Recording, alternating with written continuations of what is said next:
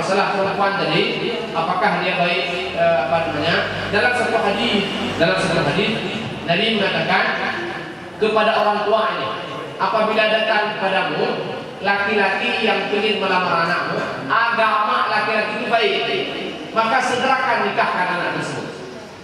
Wa illa takun fitnatun wa 'alaihim kabir. Jadi kalau tidak akan mendapatkan fitnah yang besar kata Nabi. Jadi di antara yang perlu disegerakan, ya, di antaranya apa? Jenazah kalau sudah meninggal disegerakan dimandikan. Tamu kalau datang rumah segerakan dijamu.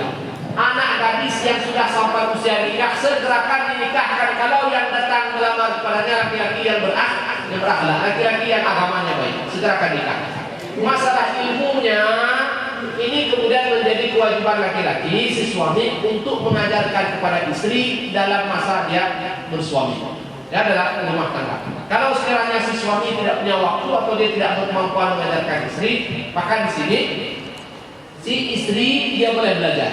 Dan agama membolehkan perempuan ke rumah untuk menuntut ilmu, ya. Dan si suami tidak boleh melarang kalau untuk belajar ilmu yang merupakan ilmu yang wajib, ilmu masalah ibadahnya, ya, itu tidak boleh dilarang. Nah, kemudian dalam satu cerita dulu di masa Nabi, ya, ada seorang laki-laki pada ketika itu yang tidak punya apa-apa, ya. Jadi suatu hari ada seorang perempuan datang kepada Nabi, dia menghibahkan dirinya kepada Nabi. Dia ingin, ya Rasul, nikahilah saya. Lalu kemudian Nabi setelah lihat Nabi belum kenal dengan Nabi. Lalu kemudian datang seorang sahabat, ya Rasul, kalau kamu tidak berkenan nikahilah saya dengan dia. Nikahkan si perempuan itu dengan saya. Lalu kemudian Nabi tanya sama dia, kamu punya apa? Ya Rasul, saya tidak punya apa. Nabi mengatakan, iltamis walau khatiman min hadid. Cari meskipun cincin dari besi, ya, berikan kepada dia sebagai bentuk mahar yang akan kamu berikan kepadanya. Selagi itu jadi dan dia tidak menemukan. Kemudian Nabi tanya, kamu punya surat apa, ayat apa yang kamu hafal, yang kamu miliki dalam dirimu? Dia mengatakan, saya punya ayat ini dan ayat. Dan Nabi mengatakan apa? Malaktuha bima ma'aka min Quran. Aku nikahkan kamu dengan si perempuan itu dengan Quran yang kamu miliki. Apa maksud Quran di sini? Ini maksudnya adalah, jadi Quran ini menjadi mahar. Bagaimana bentuknya? Si laki-laki ini nanti berkewajiban mengajarkan kepada istrinya Al-Quran. Nah, mengajarkan Al-Quran di dalam Islam dalam satu hadis Nabi riwayat Bukhari, Nabi mengatakan, ahaqqu ma akhadtu min ajra kitabullah. Yang paling berhak kamu berupah itu adalah kitab Allah. Dan itu apa? Si laki-laki tadi ketika mengajarkan Al-Quran kepada istrinya harus bayar sebenarnya.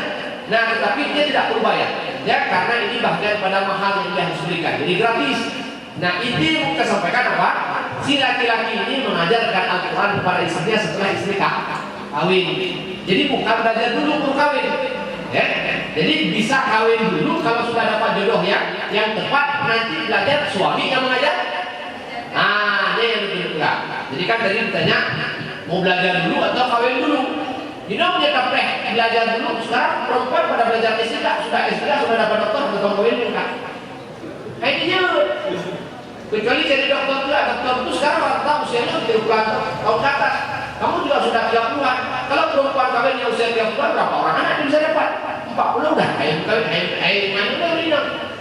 Nah, jadi silahkan kawin di usiamu. Kawin di usia muda. Kawin bukan di usia tua. Kawin di usiamu. Masalah belajar bisa sambil jalan. Tapi kawin tidak bisa sambil belajar. Bisa, tapi belajar bisa.